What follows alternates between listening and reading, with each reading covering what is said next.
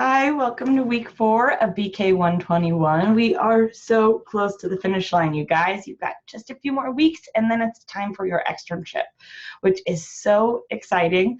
I want to talk a little bit about my externship tonight, just share with you guys some of my experience.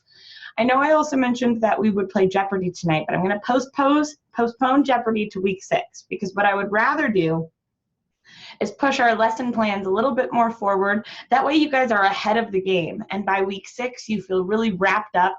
Maybe you're even done with your project by the time we have our week 6 live session, and you can turn it in and call it a day and start prepping for your externship. So we're going to talk gum paste flowers. We're going to talk equipment today, some of the things that we are going to look for the next couple of weeks. Then the other thing I want to work on today as a class is I want to make a production chart that you guys can use just as like a suggestion guideline for the next couple of weeks to help you stay on track. Paula asked a good question down in the chat. Will you still have weekly live sessions during your externship? I don't believe that you have them every single week. You definitely have one in the first week and at least 1 or 2 others, but I don't believe you have a live session every single week.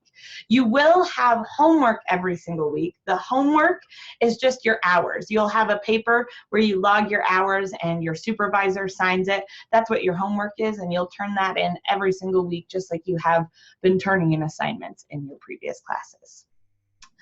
Okay, so before we jump into this week, I want to talk about last week.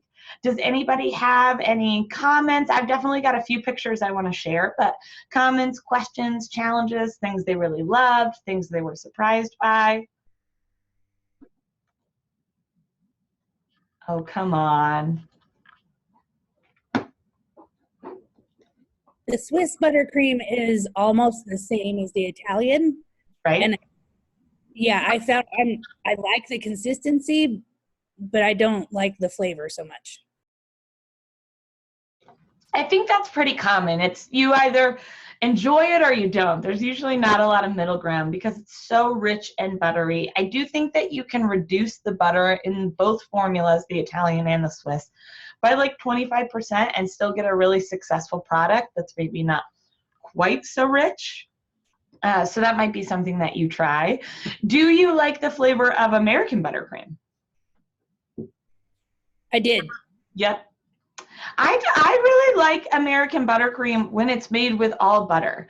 The only American buttercream that I start to dislike is when it's got too much shortening in it. I feel like the shortening has such a unique mouthfeel. It's really hard to get past for me. So yeah, when American buttercream is made with butter, I love it. I'm on board. But when it's got too much shortening in it, 50% shortening is usually not an issue. But any more than that, like a lot of grocery store cakes that you see, it's all shortening and powdered sugar. There's no butter in that frosting. Anybody else? Any other comparisons between the two frostings? What did you guys think about piping them? Notice big differences there? I'm going to start calling on people. Sissy, you're awfully quiet.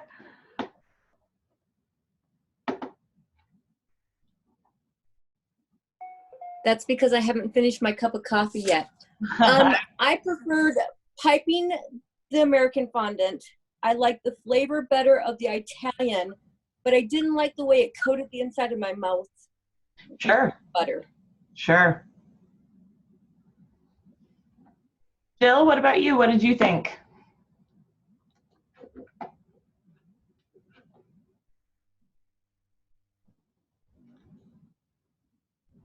Paula says she didn't like the Swiss too much.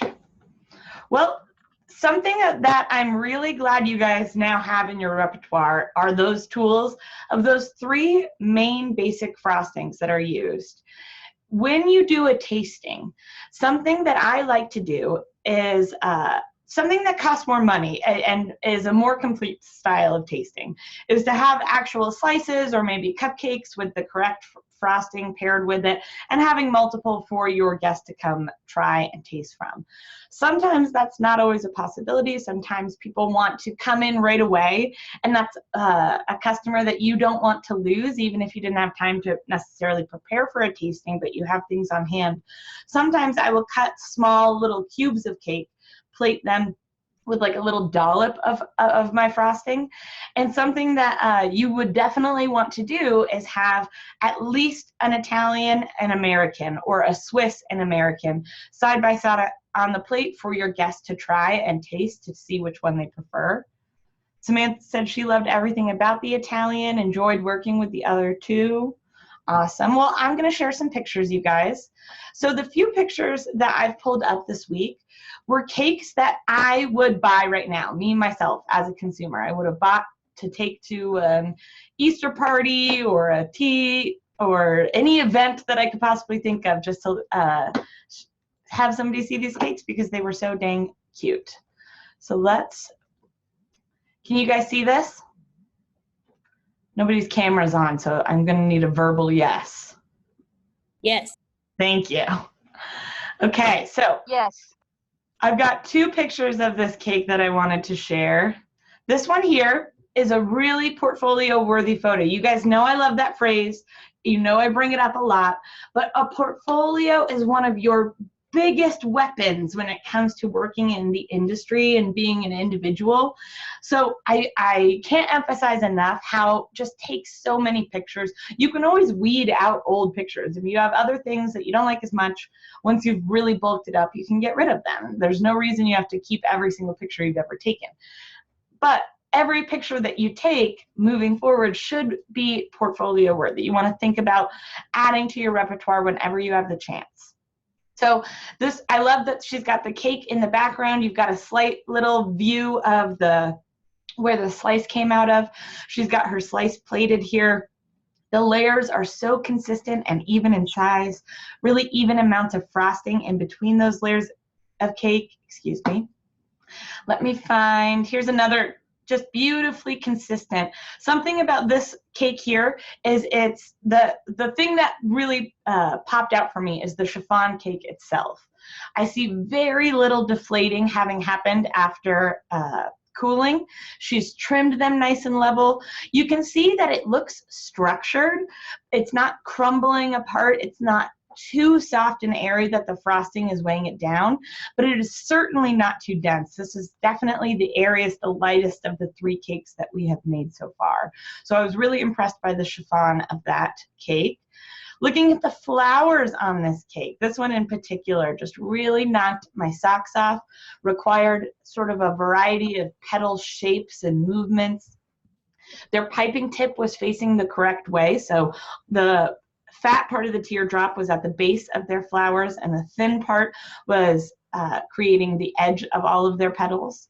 Each of these flowers has plenty of petals. She's got a variety, she or he has a variety of sizes, a variety of colors. I thought the greenery behind it was really well done. I loved these two little rosebuds that sort of finish off the crescent shape. And the script is so neat and tidy. Really, really well done there. Here's another one that I was just like, oh, I would purchase this and take this to a party right now. I just thought, so well done, so pretty. The leaves are beautifully done. Looks super realistic. Again, a variety of flowers. Looking at the top, different sizes. We've got flowers that are bloomed more. Some are still that are closed up a bit more. The writing is still clean and tidy, but it's also a really cute font, one that's still legible, but definitely fits with the theme of spring and these colors, and it's bright, it's fun. Then the interior of this cake has peanut butter on the inside, which I thought was such a fun surprise. She's still got her Swiss buttercream coating the cake, her American buttercream for the petals, so I thought that was fun. And then I think I got one more here. Again, variety of flowers, different number of petals. You can see that having flowers that are different from each other overall on the cake makes it look more natural and realistic. So that's definitely something you want to think about. You can store extra buttercream flowers in the freezer for a bit of time. So if you have extras, it's okay, you can set them aside. I loved that this flower was a combination of the other two colors. So she had white in that piping bag, didn't completely clean it out first, put the pink in, and that's what gives it this slight multicolored effect. Again, very neat, tidy, legible script.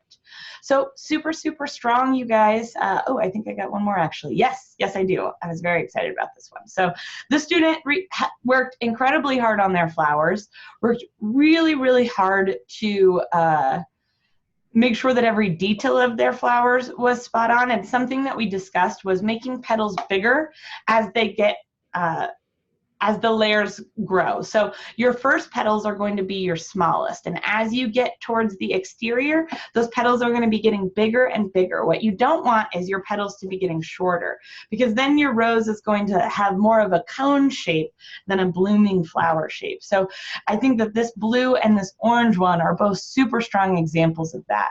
The other thing that I really love is that the bud, the little like dollop of frosting, is well wrapped with a petal. You should never be able to see that first dollop of frosting that you put on the flower nail or your piece of parchment. It should always be covered with a petal. Again, legible, tidy script, clean, tidy edge on this cake, really smooth surface.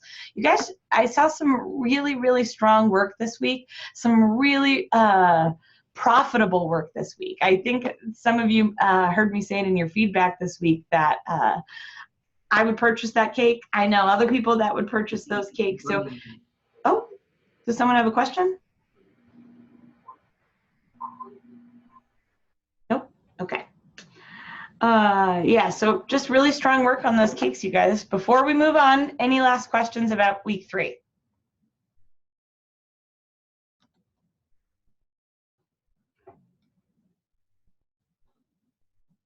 No, nothing? So quiet, you guys. Okay. Are you mad at me? This is my anxiety is going to kick in if you guys don't talk to me. All right, let me pull up. It has been this way in most of our classes. I know, you guys are a quiet group, but you're also a really, really strong, talented group, so I can't be too argumentative. I know you guys are listening. Let me find my folder of photos to share with you guys to talk about this week.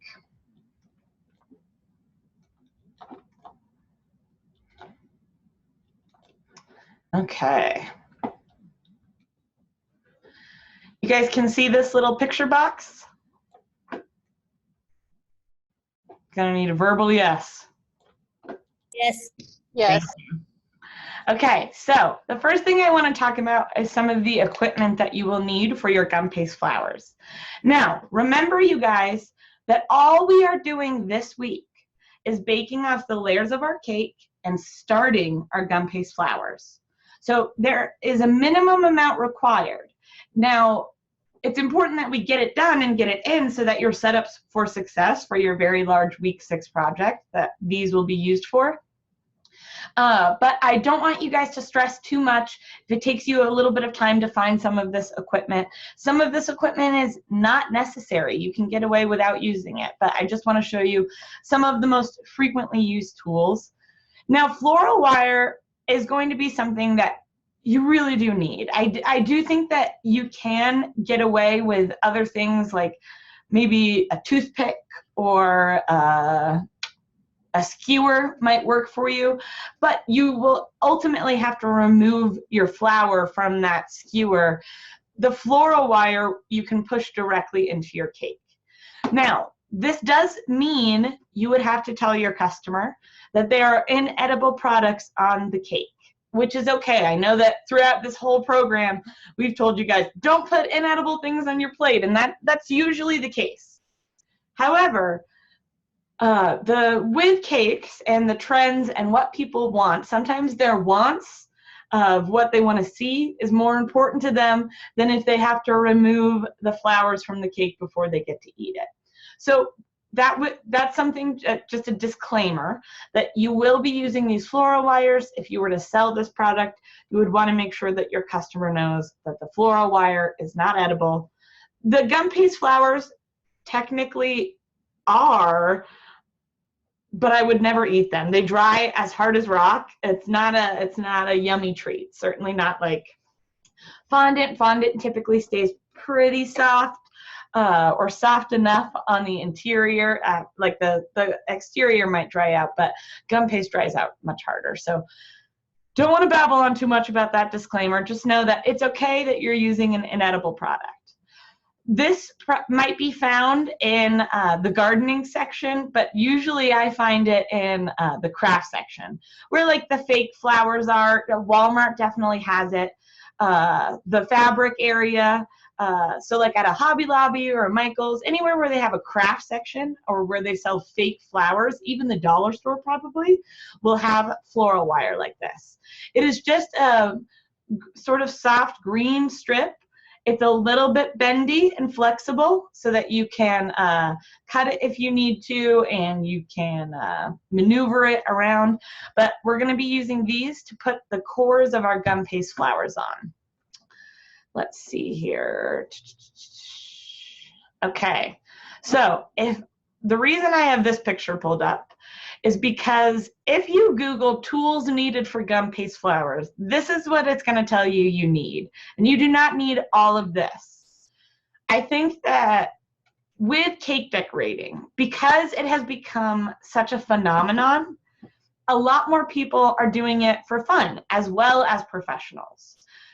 So there are companies like Wilton that profit from those people who are doing it for fun at home, maybe have more expendable income, but equipment is expensive. Wilton products are expensive.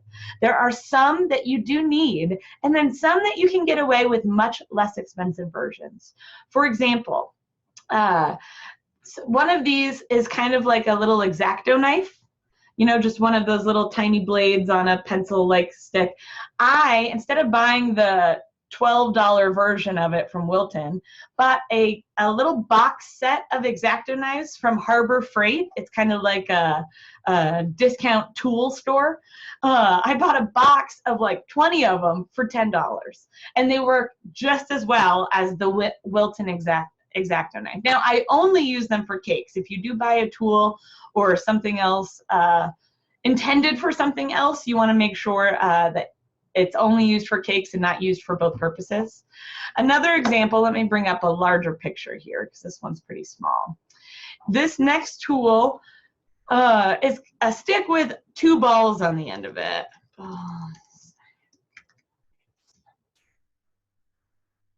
Let's see here. If I can find a good, there we go.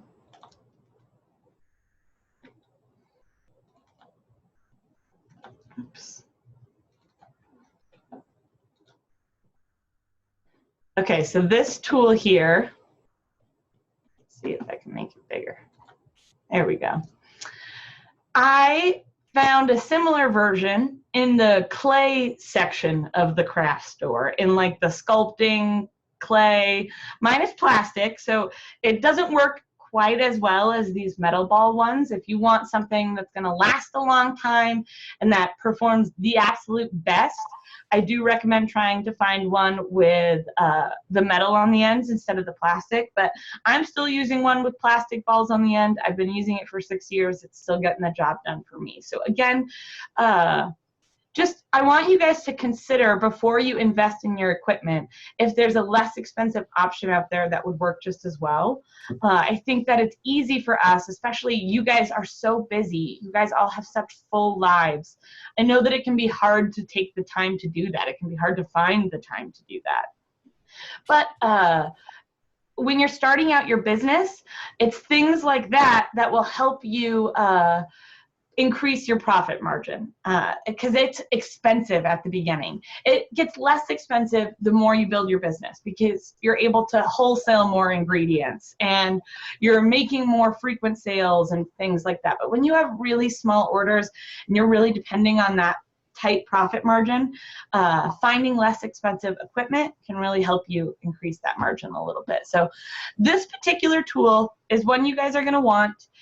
You can also use a spoon if you cannot find this tool. If you don't have time to order it, totally understand. But remember, you're not really making any petals until next week, or at least petals aren't required until next week.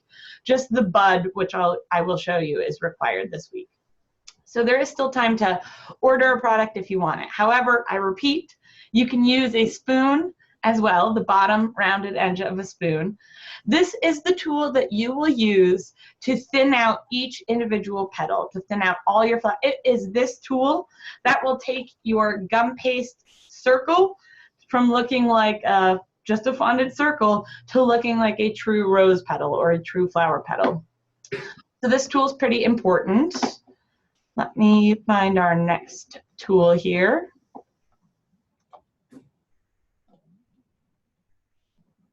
So in this picture, I know it's kind of small, I apologize, you guys. You can see that she's got two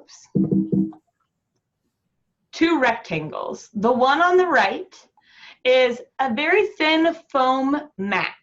Again, any kind of sort of soft foamy surface will work. I think you'll probably find material, again, in the craft section that would work. And the reason you want a soft pad like that, just a thin one, is because you will be taking your circle cutouts of your petals, placing them on it, and then using that tool to press into it. You want whatever's underneath that petal to have a little bit of give so that the petal isn't just getting flattened out, it's starting to curl up and round out. Does that make sense? Let me try and get more visual. So if this is your foam mat, right, just has to be kind of a soft consistency foam. Even a sponge, I mean, a sponge isn't large enough, but a sponge is kind of the consistency that you're looking for, maybe a little softer. You're gonna place your petals on top of the foam with that ball tool that I just showed you. And we're gonna watch a video, don't worry. You're gonna press into those petals. And because the foam has a little bit of give, your petals curl up instead of getting too thin and your metal tool tearing through it. So that little foam surface is important. You can see in this picture here, she's using a little egg crate foam. You can use this. There are two sides to this egg crate foam, which you again can find it usually in the fabric section of the craft store. It's really inexpensive, especially if you're only buying 1 square foot of it. The other side of this egg crate foam is flat. So you could flip it over for the making of your petals. Then you could flip it over and use it like this for the drying of your flowers and petals. So this egg crate foam is a really good option. The other thing that she's got in this picture is, and you guys might have seen these before, but excuse me.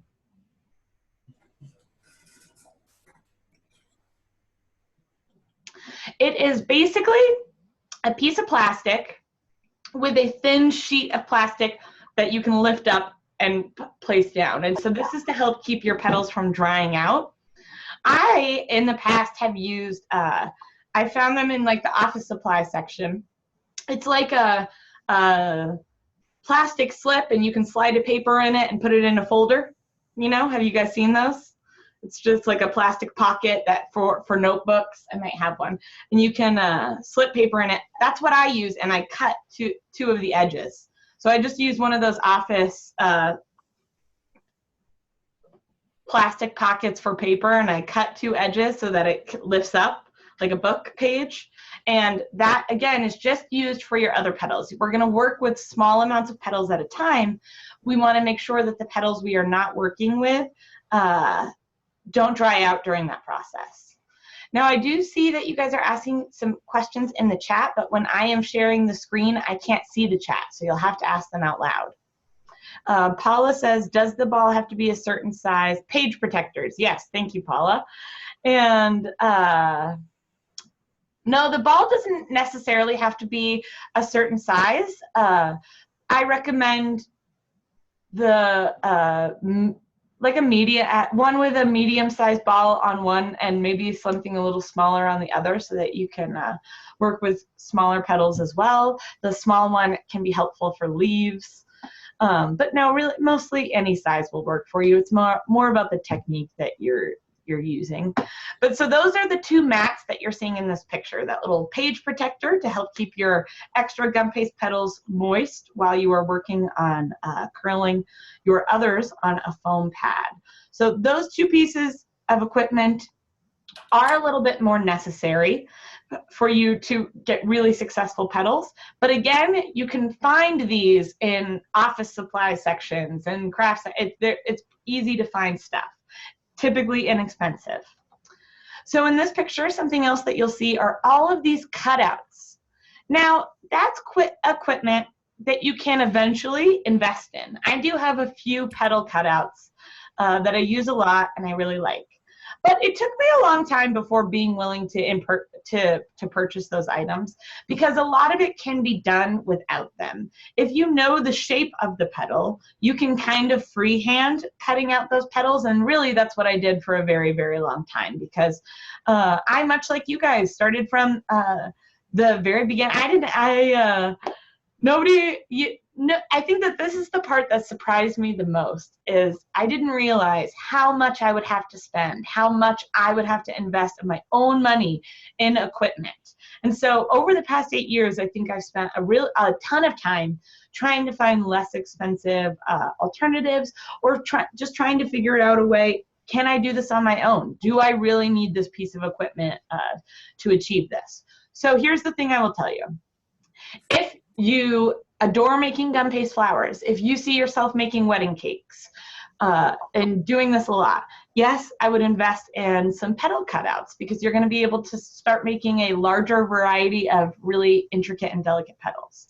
If you do not see yourself doing a ton of gum paste flowers, I wouldn't recommend it. If you do a gum paste cake every now and then with some flowers, I would say doing it by hand is going to save you some money.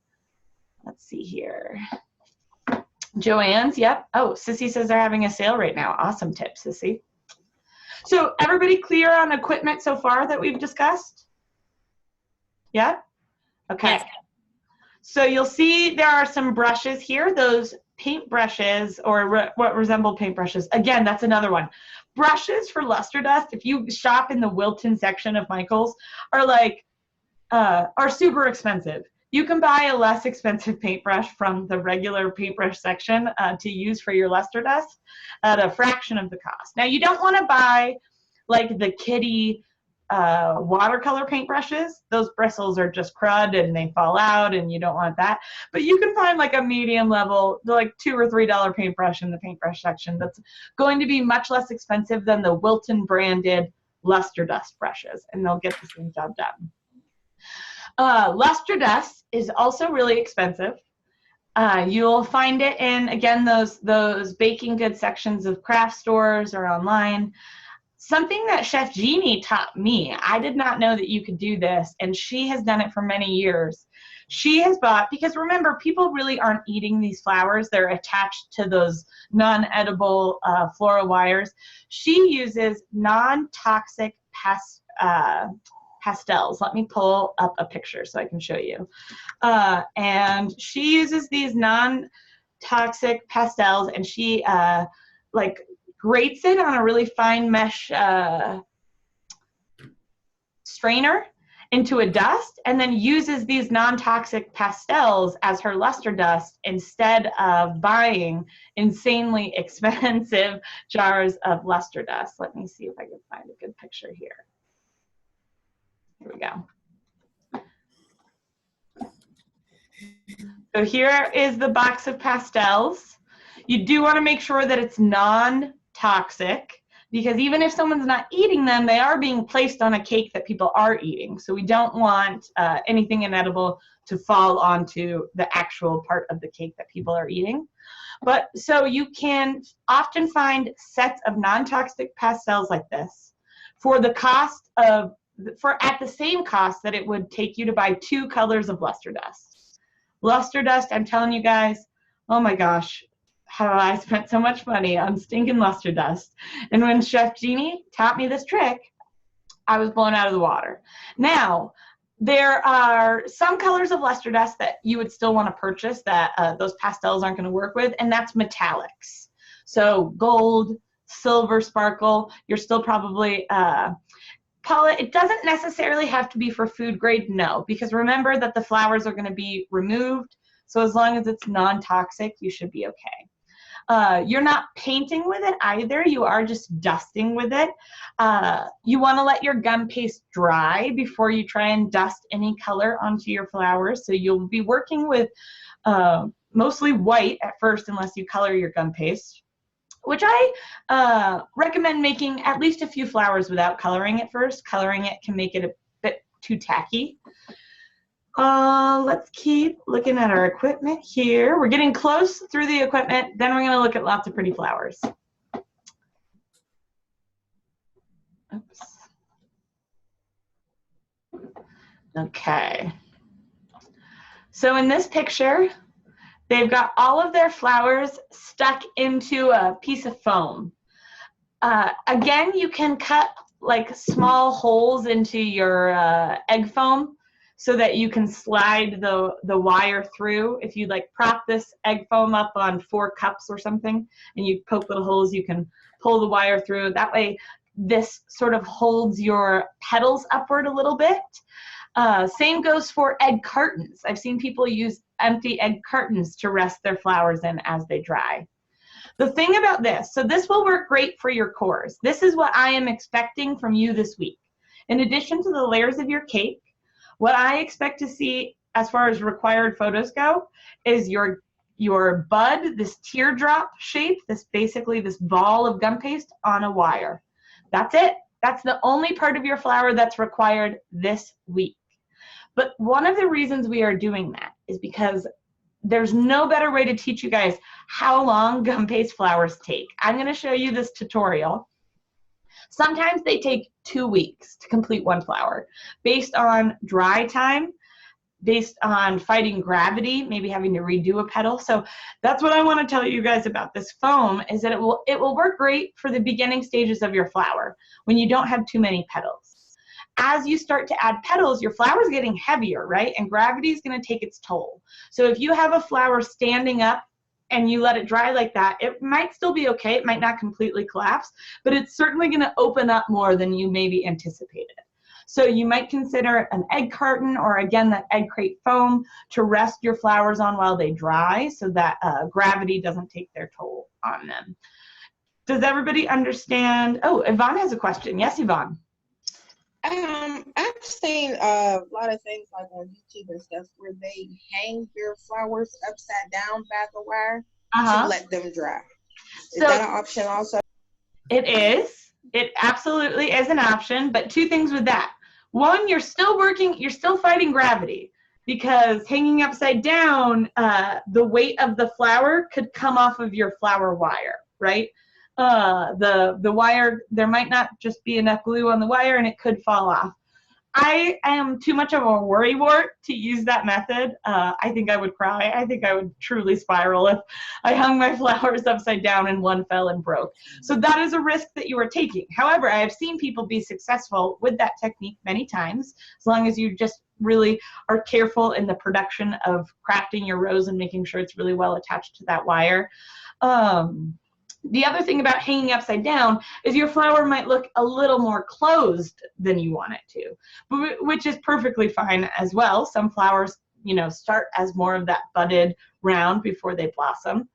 You might try a couple of techniques. You might try hanging one upside down, putting one in an egg crate, and poking one into a piece of foam to see, what works best for you, because everybody's different. Absolutely. Chef Jeannie does so many different techniques. Chef Paul does so many different techniques. All of us really have found our own path when it comes to cake decorating. So is everybody clear on what I'm expecting for your gum paste flowers in your assignment this week? Floral wire, bud on the floral wire, poked into some sort of foam or something to show me that it's drying. So that's all I'm expecting for your gum paste flowers this week, okay? One of the reasons we're starting, again, this takes time, we want that bud to be pretty much dried before we move on. Even though this next step is not required, I encourage you to not only make the bud of your flower like that, but to also make the first petal. Just like we learned with our buttercream flowers, once you make that bud, you want to wrap it with a petal so that you can't see it. Same with gum paste flowers. Ultimately, we do not want to see this ball. So once you've got that ball on, you can wrap it in your first petal so that it looks more like a core of a flower, and then allow that to dry. I like to do my first petal at the same time as I do my core.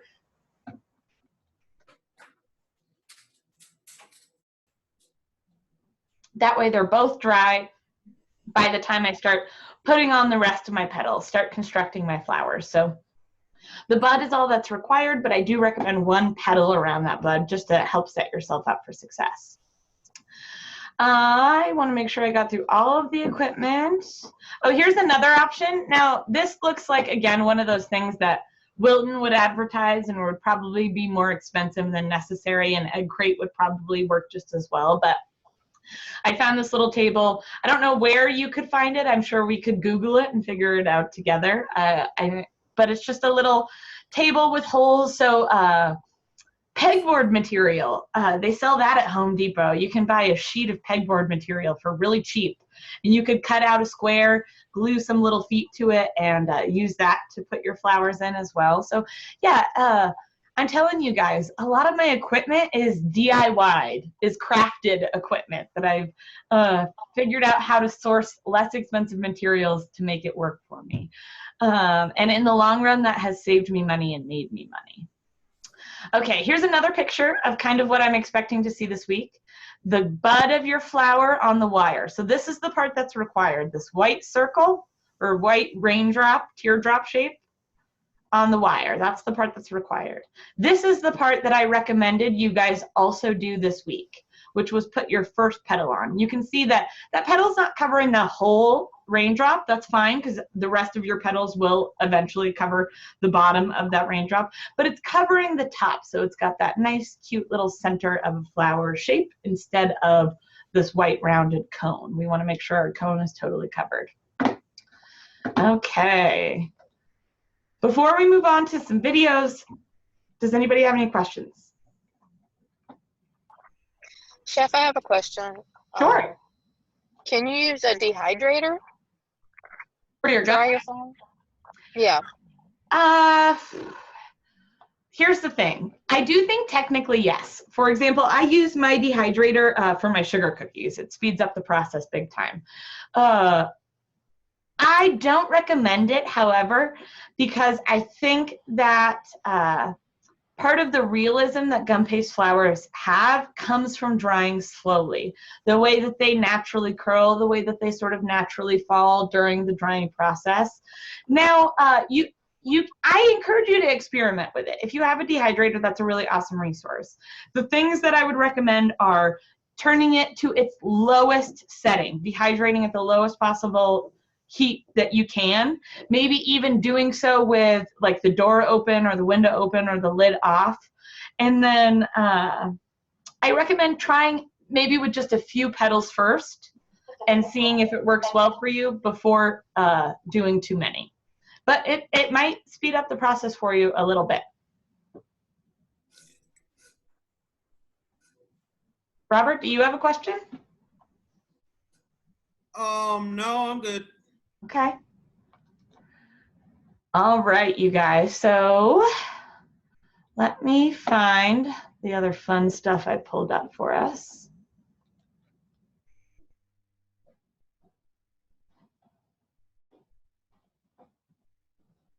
Oh, I know where it went. There we go. So quickly, let's talk about cake. because the cake's the easy, the cake itself, I think, is the easiest part of your week 6 project. Your week 6 cake will be at least 2 tiers. So one smaller cake stacked on a larger cake. Each tier needs to have at least 2 layers of cake. So at a minimum this week, you will be baking 4 layers of cake. I recommend 2 thick layers for your bottom cake, your larger cake, and then 3 to 4 smaller layers for your top cake. The reason I recommend that is because I think it gives it the right shape, the shape that you are probably expecting it to be. However, again, 2 layers per tier is all that's required. 2 tiered cake, 1 smaller cake on top of a bottom cake, 2 layers per cake. That is what will be inside of your week 6 project. Those layers of cake are due this week alongside the buds of your flour. And what I am looking to see is that you've chosen either a creaming method cake or a 2-stage method cake. Any flavor you want, absolutely any flavor, as long as you choose creaming method or 2-stage method. The reason I don't want you to choose chiffon is because I do not think it is a stable enough cake for stacking. There is a lot of weight. You guys will be surprised if you haven't experienced carrying a 2-tiered cake before. It's heavy. Between the buttercream and the cake, the weight starts to add up. So I just don't think chiffon is quite strong enough for stacked cakes. I think that it's a little too fragile, not quite as reliable is probably the best way to put it. So 2-stage method, creaming method, any flavor you want, 4 layers, 2 larger, 2 smaller minimum. Once you've baked off your layers, let them cool. Then what I want to see is that they are wrapped tightly in saran wrap and labeled to go in the freezer. So do you guys remember in week 1 in 201 how part of your assignment was labeling your jam? That is equally as important to me this week with your cakes, is seeing that label.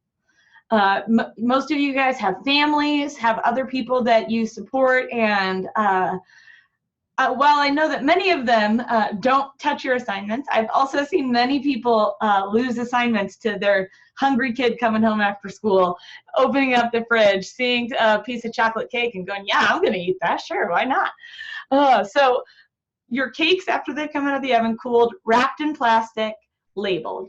I wrap my layers individually, you guys.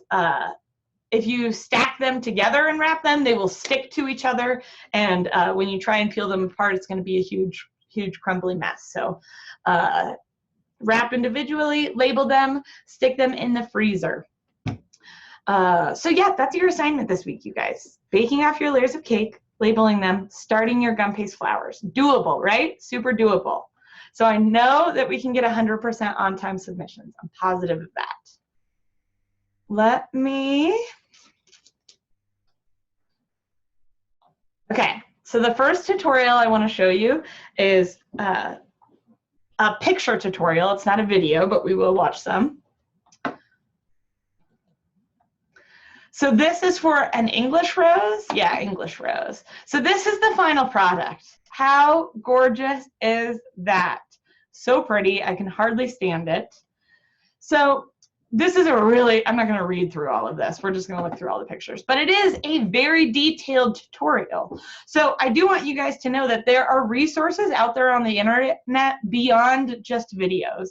Sometimes videos move a little too quickly for me. Even though you can pause them, I think sometimes the style of videos is meant to be time-saving. And sometimes I don't want the time-saving method. Sometimes I want you to dive deep in there and teach me how to do it the right way. So I am not expecting a flower of this caliber. I cannot make a flower of this caliber, you guys. So don't fret about that. But I did want to show you because it's so beautiful. This flower, too, if I were to put this on a cake, that's a $15 flower. Like that one flower, I would charge $15 for. So there is money to be made in gum paste flowers, for sure, for sure. This flower is a little bit different because the bud, instead of being like a teardrop shape, is sort of this half moon that he's poked his little yellow center, his little yellow core through. Then he started with, that's the other thing is you guys will see cutouts. This week I want you to focus on flowers where you're making individual petals at a time. However, there are some flowers like dahlias where you will see a cutout that already looks like a flower, and you cut out like maybe 3 of them. You use your little ball tool on all the flowers, and then you stack them on top of each other and sort of like curl them up, and it can give a really realistic flower effect. That's something we can talk more about next week. This week, we're going to focus on individual petals at a time. But so he's taken that flower cutout, and he actually has ended up cutting it into 4 individual petals that he's slowly adding to this flower, taking a long time to bulk it up, right?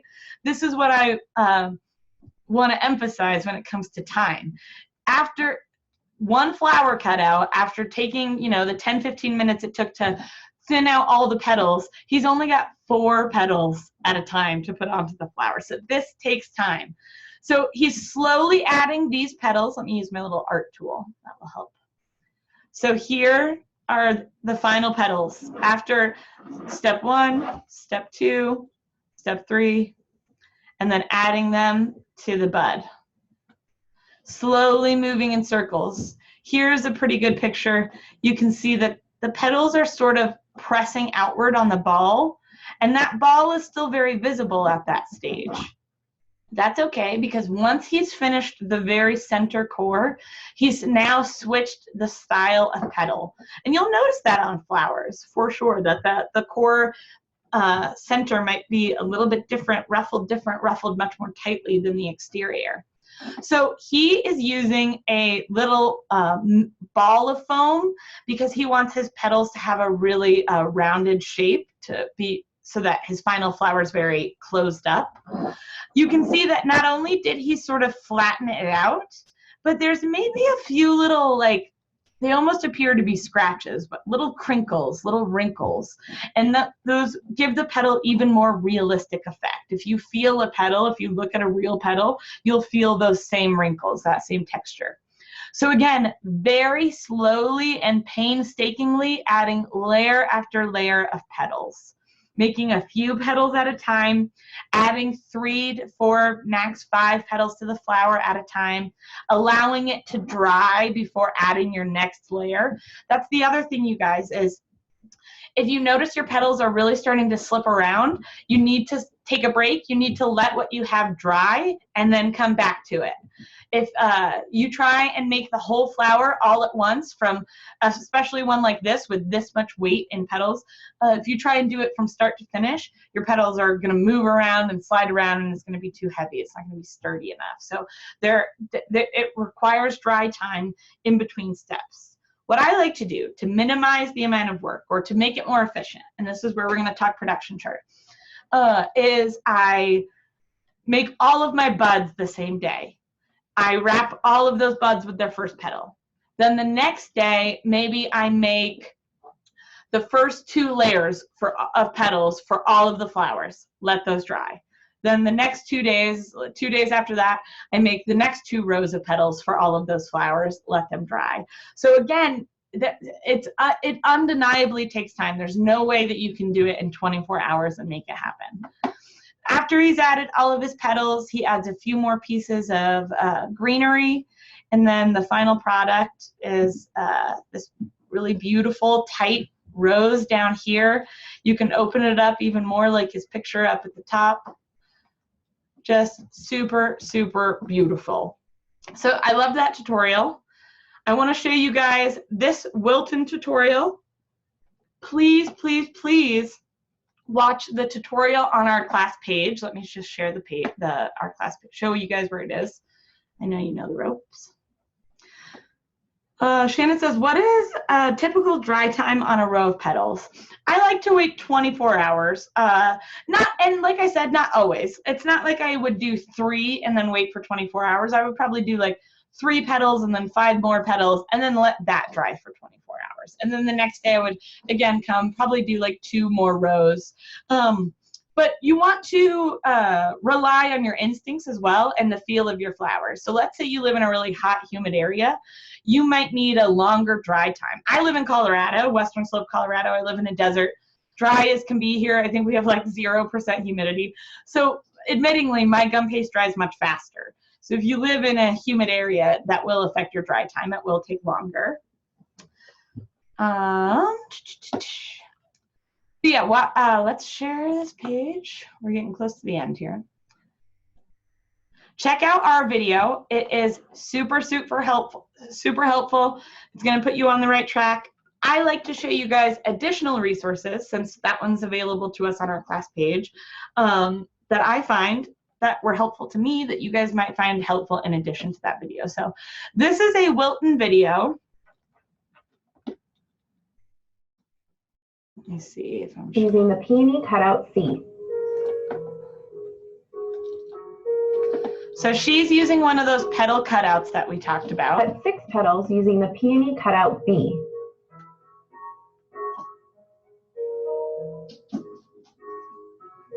Place the petals in a storage board. The storage board is the paper protector that I talked to you guys about. Dust a thin or medium foam with cornstarch as needed. Place a small petal on the foam. Use a small veining tool to score the veins on the petal, and then repeat with the second petal.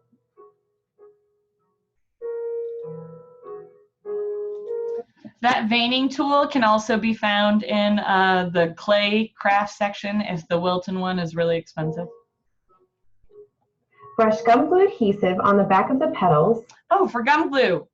Okay, I'm so sorry I'm interrupting this, but Paula asked the question at the very beginning of class, and I promised her I'd speak about it. So you can purchase gum paste glue, in the same section that you would buy your gum paste or fondant. I like to use a simple syrup. Sometimes you can even just use water. So the idea, though, is that you need very little. Remember that you just need enough for the two surfaces to stick together, the petal to stick to your ball. A little bit of water will help you do that as well. You might have to hold the petal on for a few seconds longer if you're just using water, but water will do the trick as well. Again, I like to use simple syrup. Save myself some money on that gum paste glue. Not necessary.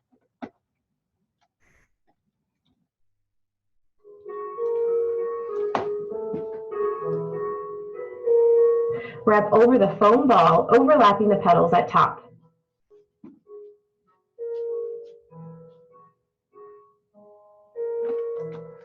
This is not the type of flower you guys are required to make. This one's more challenging. This is a peony. You guys are only required to make roses. I need to see at least 3 roses. You can make more, and you can make others outside of those roses. Working with one petal at a time, place the petal on a dusted shaping foam. Use a veining tool to vein the petal, starting at the outer edge and pulling into the center. Use a ball tool to thin and ruffle the edges. So she's taking that ball tool right to the edge, and you can see how it Brush thins gum them glue out. adhesive on the bottom half of the petal. Attach the petals to the base, overlapping each other in the first row. Once all the petals are in place, 1/2 to 3/4 of an inch of the base should still be visible at the top. Move remaining petals to the previous petals.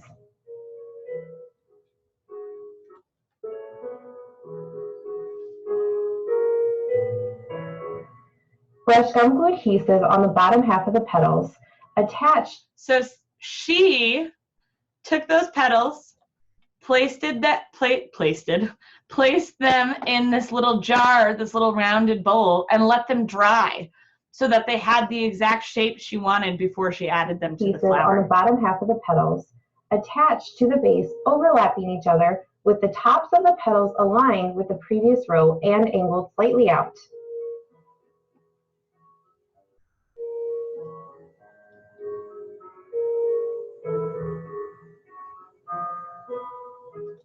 And allow it to dry completely. Roll will now be covered. So this is the center of her flower. You can see she added a good amount of petals, but now she's going to let this dry completely before she adds the rest. Hang upside down and allow it to dry completely. Roll a 1-inch ball of gum paste into a 2-inch log. Roll out less than 1/16 of an inch over the groove on the impression mat.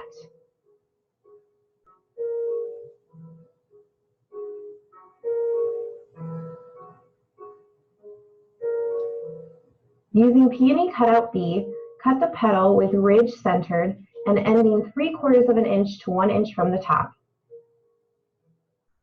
Brush the side of the ridge with gum glue adhesive. Position a 26 gauge floral wire and press the ridge to seal. I do not have a fancy mat with a slit in it like that to attach my petals to my floral wire. Sometimes I just have like a little additional roll of gum paste, like a Tootsie Roll, that I press onto it after the fact. But again, we're putting a cone on our flowers. Place the petal wire side down on a dusted shaping foam. Vein and ruffle the petal. Let it dry, vein side up, in a medium flower shaping bowl at least 24 hours.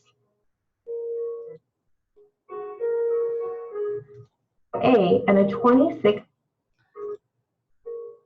So all of these petals here, you guys, she made individually and allowed to dry completely before adding them to her flower. So they're all dry now before she's adding them, which also means they're much more fragile.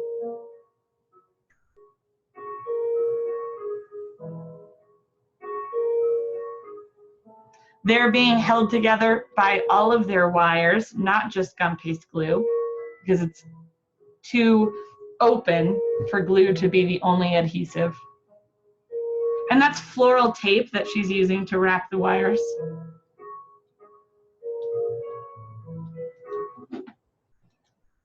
What do you guys think?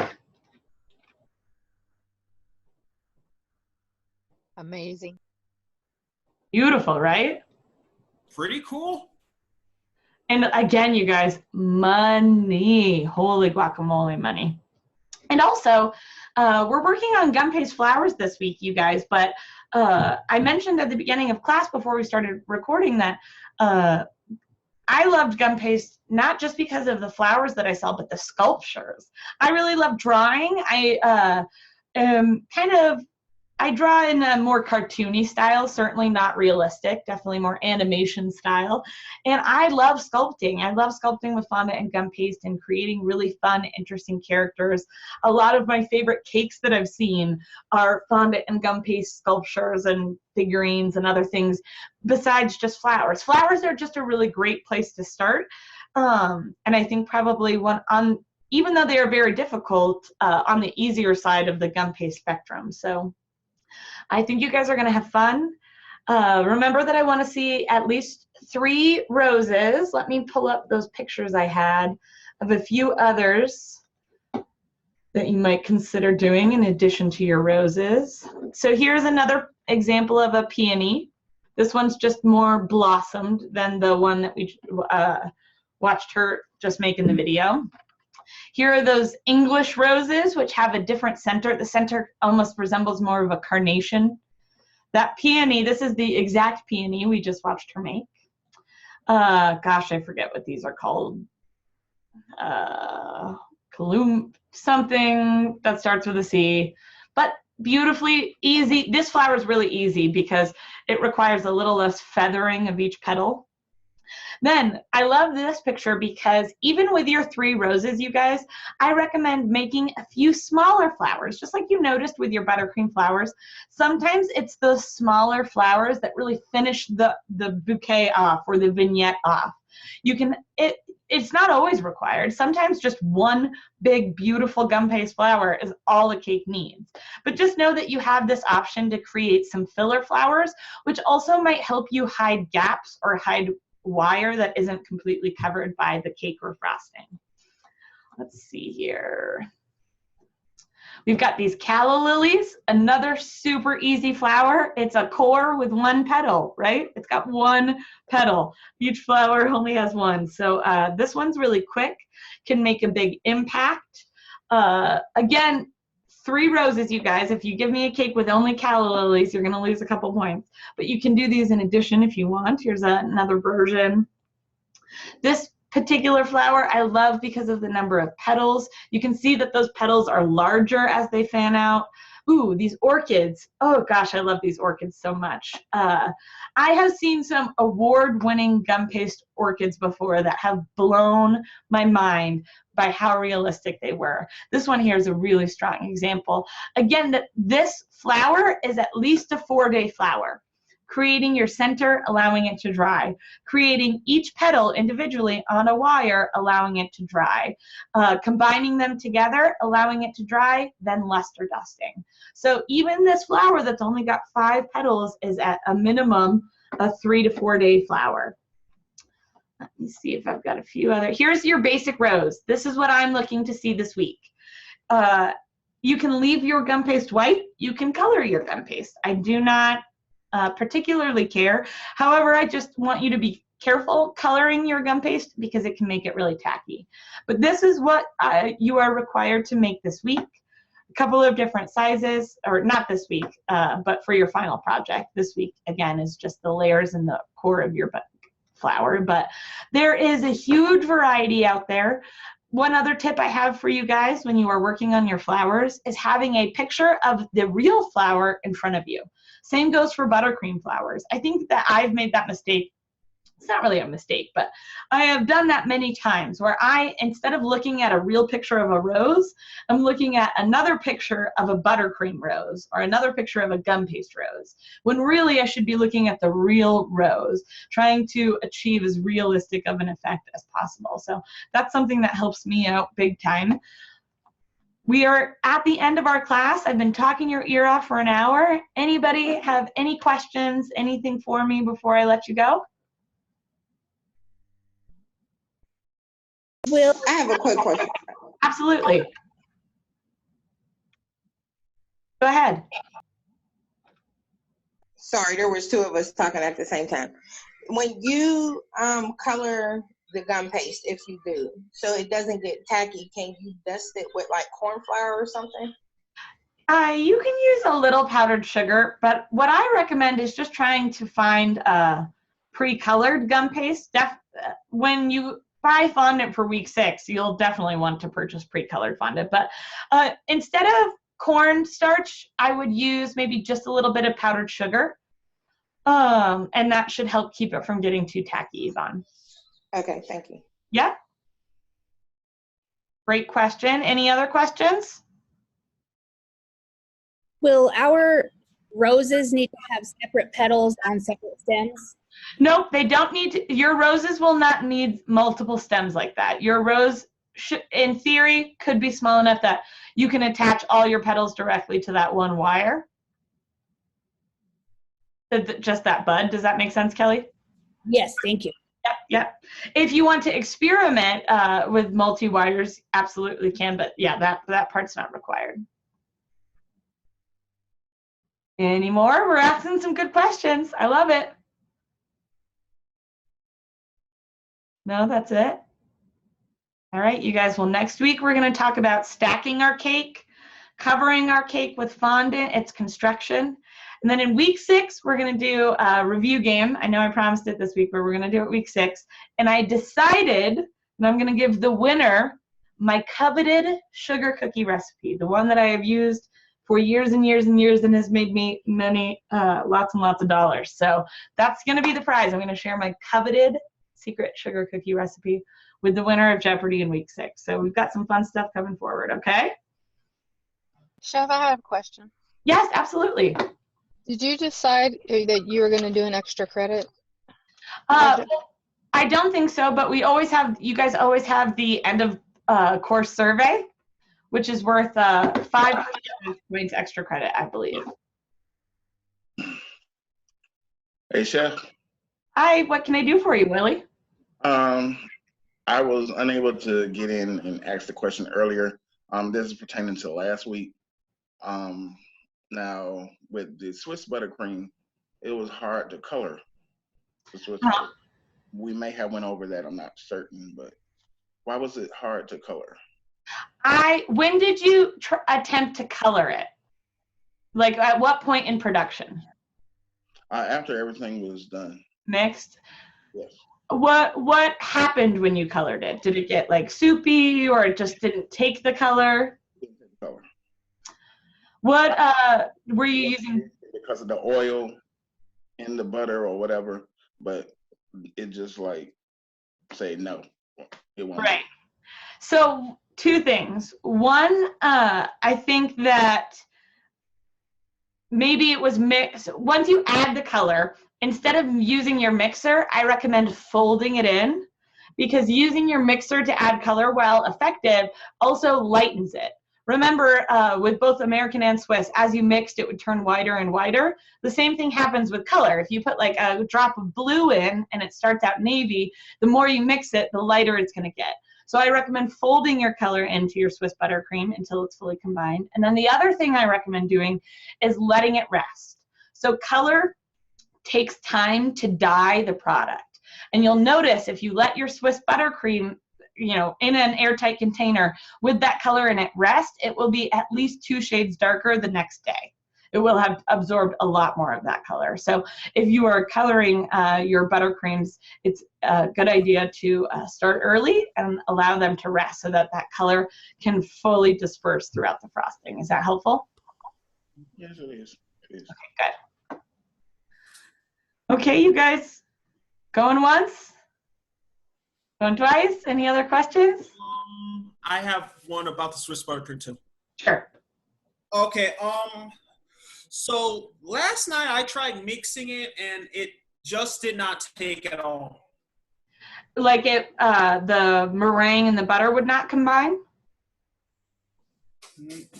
It combined, but it didn't seem to firm up. It just stayed a liquid.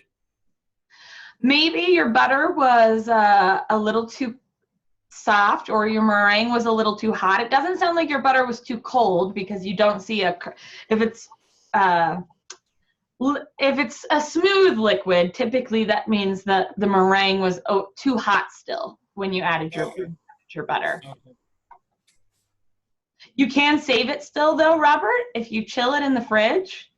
And then after it's started to firm up, you're going to put it back into your mixer and you're going to refresh it. So turn the mixer on medium, start mixing it. You might need to use a torch and gently heat the bowl, or put the mixing bowl over a double boiler and mix as you're refreshing it for it to come back together.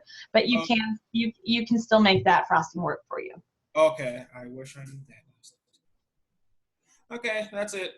Okay, awesome. Well, thank you guys. We're over now. So I'm going to let you go, but any other questions, you guys know you can reach out to me and I'll get back to you as soon as I possibly can. I'm excited for us to get going on this big project. I showed you guys my picture of my Super Mario cake, my first fondant covered cake, and I'll never forget it. So I hope that you guys really have fun with this project and make it your own. And I will speak to you guys soon, okay? Thank you. Thanks for coming.